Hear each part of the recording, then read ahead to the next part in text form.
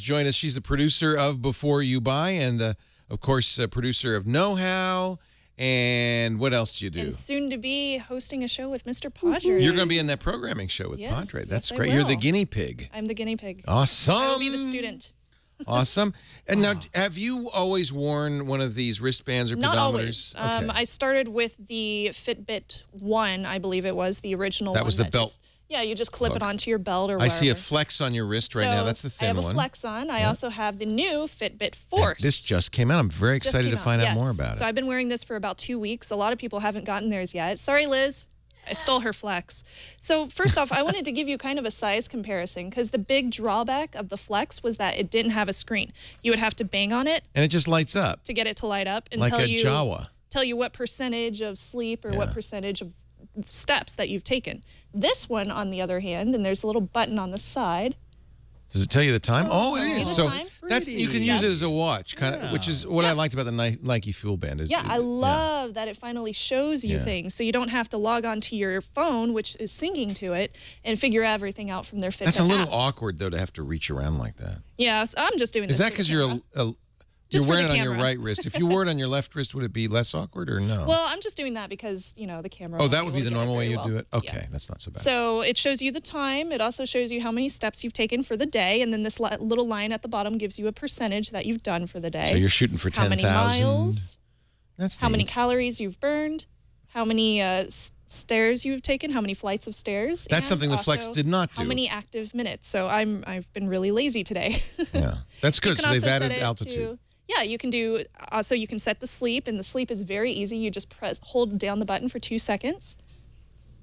I could never remember on my FitBit Flex what blinking rapidly meant.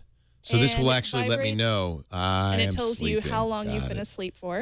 Yeah. And then you press it down twice again for 2 seconds, vibrates again, and then it turns off. That's how much? You got 7 seconds of sleep. Yeah, so it's a lot easier to use. It's a little bit bulkier. The size is definitely different between the two. That's kind of a drawback for me because I have these teeny tiny wrists that I'm wearing it on. So for me, it gets caught on some clothes, but not a big problem for a lot of guys out there. But all in all, I really liked it. I'm still getting the same kind of exercise out of it. It's still making me get out there and be active, even though some days I just want to be lazy.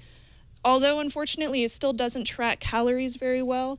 It does tell you how many calories you've burned, but it doesn't give you any kind of automatic intake. So if I eat cereal every morning, there's no automatic way in Fitbit to check it off and say, I'm going to eat cereal every day, so I don't have to plug that in every single day manually. So that's kind of a drawback.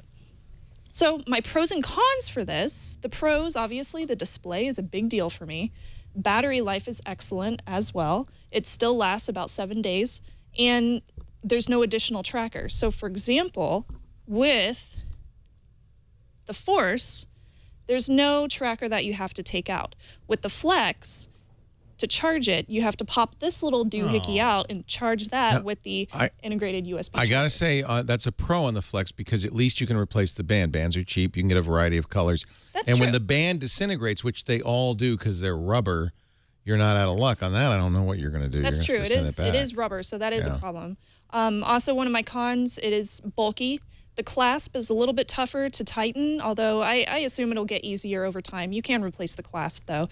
And it does still have a USB charge cable. I would like it if So you have to plug that. That's how you charge that. You plug the whole I would like it if there was just like a pop-out USB and I could just plug this watch into my computer.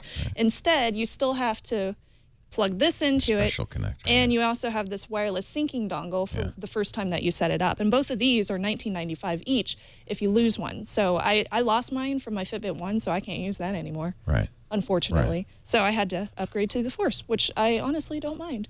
So buy? I give it a buy. Yay. Yeah. Still a buy very for the nice. Force. Fitbit's I got to tell doing a you, good job. Shannon, and with all due respect, it's still ugly. It's still ugly, all of these guys are kind of ugly, you know? They came out with a pink one for Breast Cancer Awareness Month. Pink don't make it not ugly. It would match my just shirt. makes it pink. Whatever. And that's where I think Apple is going to have a real opportunity. Even the Galaxy Gear is a little I'm sure Apple would ugly. come out with something that would be gorgeous. Well, that's the challenge. But if they can, all of this stuff is going to look like last year's technology. That's true. That's true. But for now, a great way to stay active. You said $130? This one's $130, yes. $129.95. Force. And Shannon Morse says the Force is a buy. Bye.